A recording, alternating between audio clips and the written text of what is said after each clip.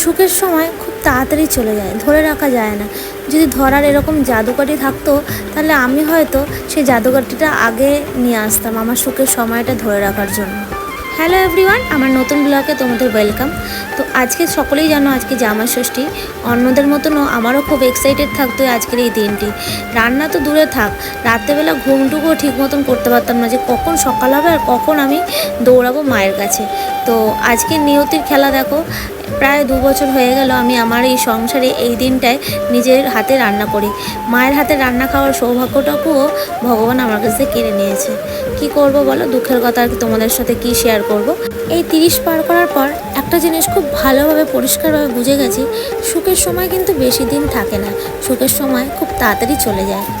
তাই সময় থাকতে থাকতে মানুষের সাথে ঝগড়া অশান্তি না করে ওই টাইমটা একটু একসাথে থেকে মিলেমিশে আনন্দ করে এই জীবনটা কাটালে আমার মনে হয় মনে অনেকটা শান্তি পাওয়া যায়, গিল্টি ফিলটা হয় না। আজকে তোমাদের সাথে অনেক কথা শেয়ার করে মনটা খুব হালকা লাগছে। তো চলো তোমাদের সাথে কথা বলতে বলতে আপনাদের আজকে কি রান্না করলাম সেটা তোমাদের সাথে শেয়ার করি। তো আজকে দুপুরে যেহেতু আজ শনিবার, তো দুপুরে পুরোটাই নিরামিষ। তো কী রান্না করলাম দেখো, এখানে করেছি আলু পোস্ত, আর তার নিচে করেছি মুগ ডাল উচ্ছে দিয়ে মুগ ডাল করা হয়েছে এখানে। আর ওইদিকে করা হয়েছে পাঁপড় ভাজা, প্যাট পাঁপড় আছে, প্যাট পাঁপড় ভেজেছি। এখানে করেছি ঢ্যাঁড়স ভাজা, আর তার নিচে করা হয়েছে ঢ্যাঁড়স দিয়ে আলু পোস্ত। এটা একান্তই আমার জন্য, আমার না সবসময় না আলু পোস্ত খেতে একদম ভালো লাগে না, তাই করেছি। এই করেছি আজকে দুপুরের মেনু।